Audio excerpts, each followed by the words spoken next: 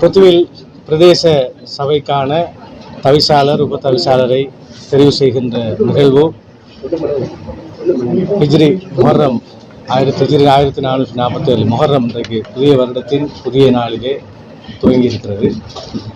இன்றைய இந்த தெரிவின் போது ஏகமனதாக பொத்துவில் பிரதேச சபைக்கான கௌரவ தவிசாளராக சஃபியுல் முதுநபீன் முகமது முஷாரப் ஆகிய நானும், பெரும்பான்மை வாக்கோடு கௌரவ உப தவிசாளராக கௌரவ உறுப்பினர் அலியார் மாஃபீர் அவர்களும் தெரிவு செய்யப்பட்டிருக்கிறோம்.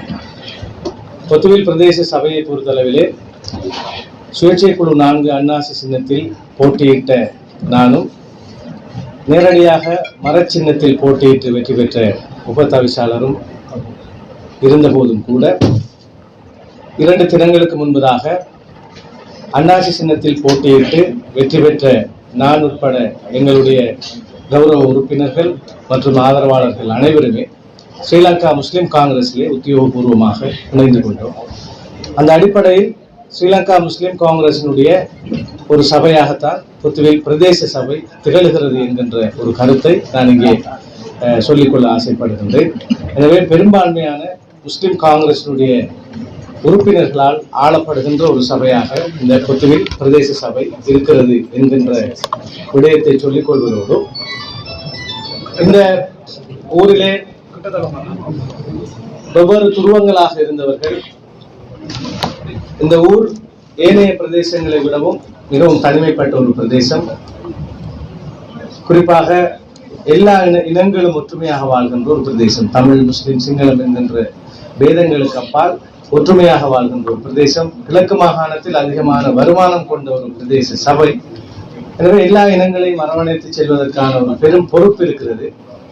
பல்வேறு பிரச்சனைகளுக்கு அடிக்கடி உரிமைசார் பிரச்சனைகளுக்கு முகம் கொடுக்கிற ஒரு பிரதேசம். எனவே இந்த பிரச்சனைகளை தீர்ப்பதாக இருந்தால் முதலிலே இங்கே உள்ள மக்களுக்கிடையிலே இனம் கடந்து, கட்சி கடந்து, மொழி கடந்து ஒற்றுமைப்பட வேண்டும் என்பதுதான் அரசியலில் பிரவேசித்த காலத்தில் இருந்து எனக்கு இருந்த ஒரு அவா. அந்த அவாவின் அடிப்படையிலே ஒரு ஒற்றுமையை இங்கே கொண்டு வர வேண்டும் என்பதற்காக இந்த பிரதேச சபை அமர்வு ஒரு ஒற்றுமையின் வெளிப்பாடாக, ஏனைய பிரதேச சபைகள் சமகாலத்தில் அமைக்கப்படுகிற போது இருக்கிற நிலைகள் அற்று ஒரு ஒற்றுமைப்பட்ட ஒரு பிரதேச சபை அமர்வாக இருக்க வேண்டும் என்பதற்காக மிக பெரிதாக உழைத்தோம். அந்த உழைப்பை ஸ்ரீலங்கா முஸ்லிம் காங்கிரசினுடைய தலைவரும் முன்னாள் கௌரவ அமைச்சருமான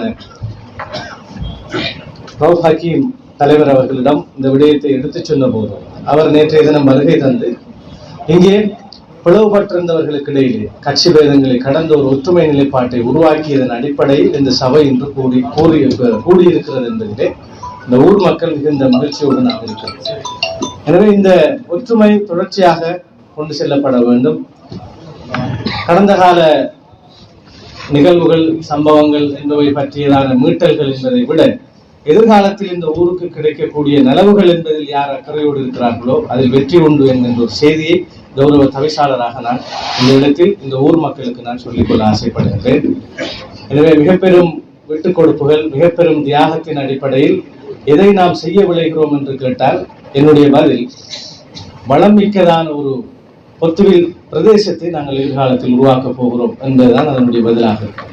எனவே அந்த விவகாரத்தை செய்வதற்கான ஒரு தியாகிகளாக இந்த ஊரினுடைய மக்கள் ஒவ்வொருவரும் உங்களை நீங்கள் இணைத்துக் கொள்ள வேண்டும். இந்த சபையில் 20 உறுப்பினர்கள் இருக்கிறார்கள். பல்வேறு கட்சியை சார்ந்தவர்கள், இனம் சார்ந்தவர்கள் இருக்கிறார்கள்.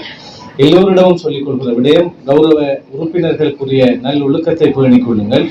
எல்லோருமாக இணைந்து இந்த ஊரை வளர்ச்சி பாதையில் கொண்டு செல்வதற்கு கௌரவ தவிசாளராகிய நானும், கௌரவ உப தவிசாளராகிய அலியார் மாஃபீர் உட்பட ஏனைய நமக்கு கை கொடுப்பார்கள் என்கின்ற ஒரு விடயத்தை சொல்லிக்கொண்டு விடைபெறுகிறார்.